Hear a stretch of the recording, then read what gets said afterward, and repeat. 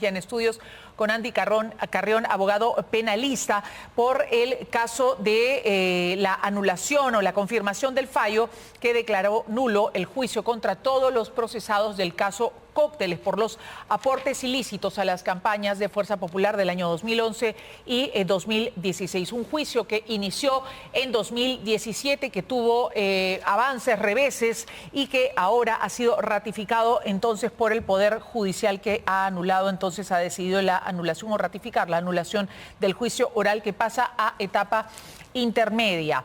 ¿Qué significa, doctor Carrión, que este proceso pase a etapa intermedia? Quiere decir que lo avanzado y cualquier prueba que pueda demostrar algún delito queda sin efecto.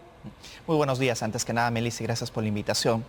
Lo que ha hecho el día de ayer el Poder Judicial es ratificar, Melissa, la decisión que ya había tomado en su oportunidad el colegiado, es decir, estos 3 jueces que llevaban adelante el juicio contra Keiko Fujimori.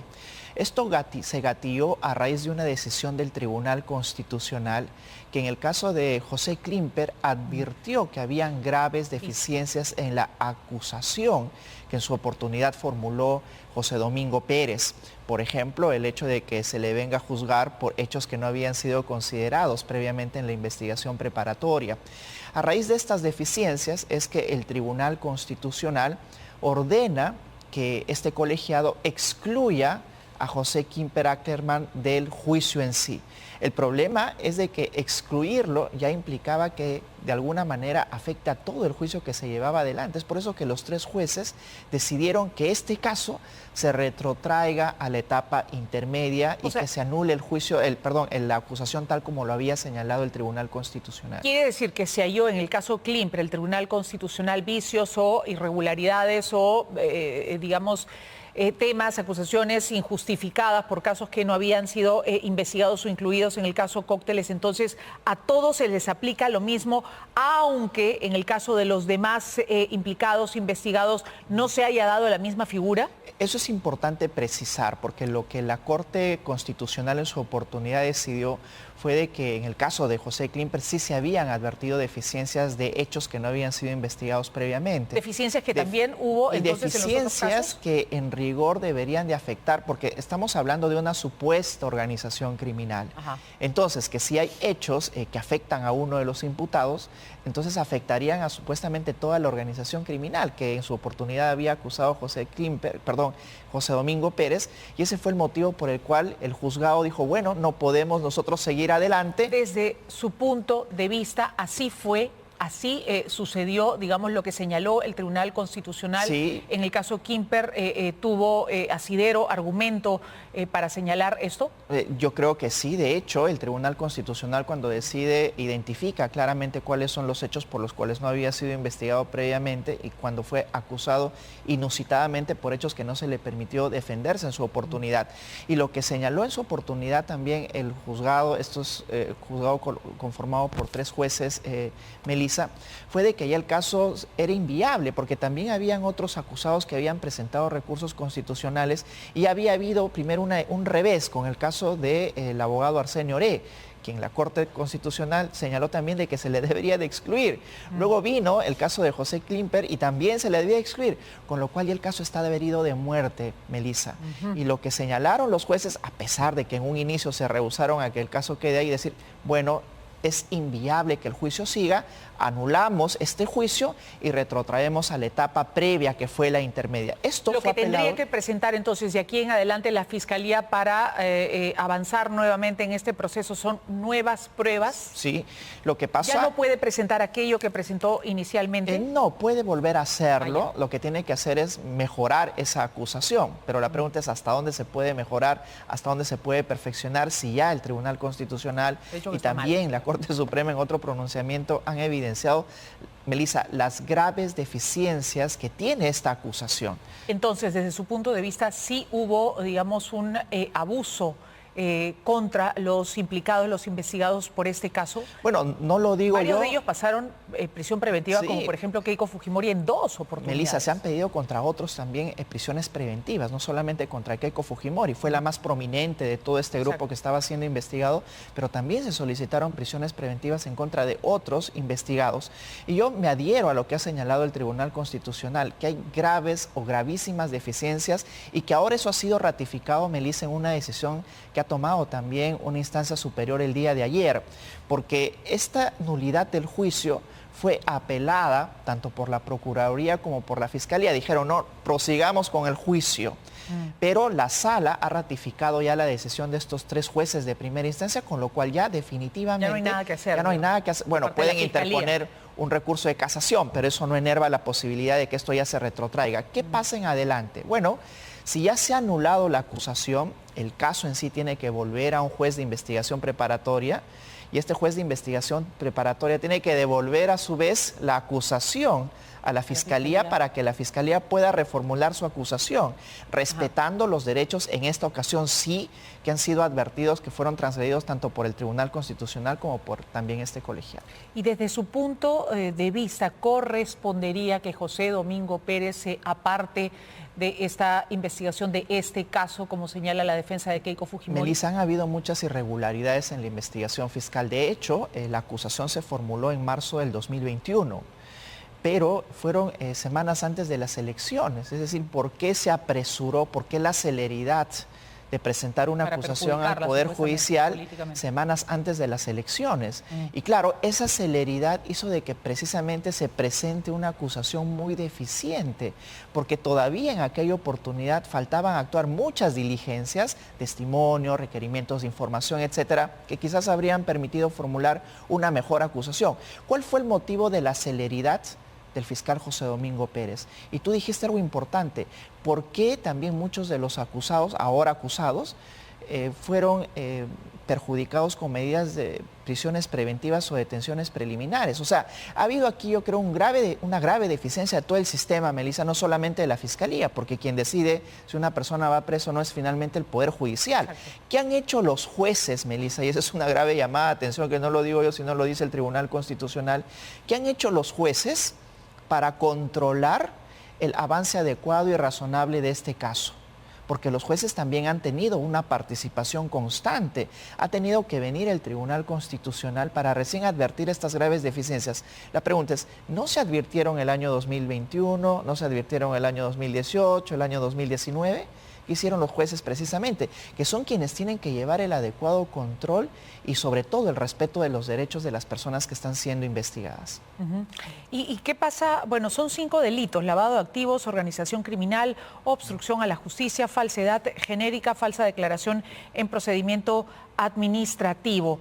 Desde su punto de vista, los aportes, en el caso de los aportes supuestamente ilícitos, ¿constituyen lavado de activos? Bueno, hasta ahora, al menos en el Poder Judicial, 17 millones de dólares han 17 sido millones de dólares. señalados como parte de estos aportes ilícitos. 1 millón de ellos correspondería a Odebrecht. Y lo que señala la defensa de Keiko Fujimori es que nunca llegaron estos aportes, por lo menos de Odebrecht, y lo otro no era delito en su momento. Sí. ¿Qué es lo más importante a dilucidar cuando se imputa el delito de lavado de activos, Melissa? Lo más importante es no necesariamente el aporte que se ha recibido, sino que la persona que recibe el aporte no solamente conocía de ese origen ilícito, sino si además podía presumirlo.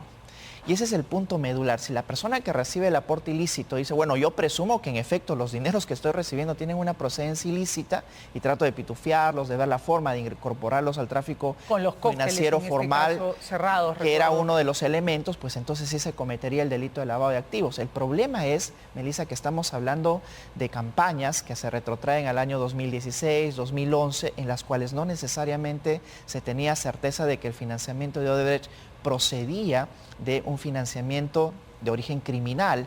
Es como que el día de hoy una empresa de gran prestigio internacional decida financiar a un candidato o a un partido y que no se sospeche porque el día de hoy tiene una buena reputación respecto a sus ámbitos comerciales o industriales, pero que años después se descubra que en efecto cometía delitos, ya sea de corrupción, de tráfico de influencias, colusión, como se descubrió en el caso de Odebrecht. Y ese es el punto medular, porque ese conocimiento o esa presunción de la ilicitud, Melissa, tiene que ser contextual. Es decir, al momento mismo de recibir ese financiamiento, porque si lo evaluamos de acuerdo al conocimiento que ya tenemos el día de hoy, pues entonces todos los que han recibido dineros de Odebrecht definitivamente tendrían que ser culpables. Correcto. ¿Le ve usted futuro a esta posible nueva acusación, a este proceso? El caso está herido de muerte, Melissa. ¿Por qué? Primero, porque el mismo fiscal José Domingo Pérez no debió de investigar el delito de obstrucción a la justicia, porque imputando a algunos abogados y a otras personas investigadas dentro de este caso, porque él era el afectado. Por eso que esa fue la primera decisión del Tribunal Constitucional de excluir a Arsenio Oré, porque le estaba investigando porque perturbó supuestamente su investigación. Ese caso, por ejemplo, ya tiene que pasar a otra fiscalía. Pero ya vemos que hay 4 delitos más que tú acabas de mencionar, Melissa, que en realidad han sufrido graves irregularidades advertidas por el propio Tribunal Constitucional. La pregunta más importante, diría yo, una vez que sea devuelta esta acusación a la Fiscalía está en la capacidad de presentar una nueva acusación, respetando los derechos de los imputados, aportando pruebas definitivas que sí acrediten el delito de lavado de activos y los demás delitos, o ya ese es un trabajo que no va a poder ser realizado. Y de ello depende que ahora sí, una vez que la Fiscalía elabora una nueva acusación, el juez de garantías, es decir, este nuevo juez que evalúe si la acusación está correctamente elaborada o no, haga un trabajo de control real, efectivo y razonable. El juez anterior, Víctor Zúñiga Urday, que es quien hizo este control, devolvió, Melissa, en 19 oportunidades la acusación a la Fiscalía. Es como que te den 19 oportunidades para aprobar un examen. Desde ese momento, ya todos los que estábamos en el ámbito jurídico podíamos advertir las graves deficiencias. A lo más debió devolver 1 o 2 veces. Y si el juez de verdad identificó que no procedía esta acusación, pues simplemente archivarla y decir, bueno, 2 o 3 delitos, si tienen la suficiencia probatoria, vayamos a juicio. El problema de nuestro sistema, Melissa, es de que los jueces que hacen este control de acusación, por lo general se han convertido en mesa de partes. Los recursos que se han gastado son ingentes recursos que tú y yo lo pagamos con nuestros impuestos para financiar el trabajo del fiscal, para financiar el trabajo del juez. En cualquier democracia razonable, Melissa, deberían de ser despedidos de su trabajo, porque nosotros somos los que estamos financiando precisamente esa labor que están desplegando.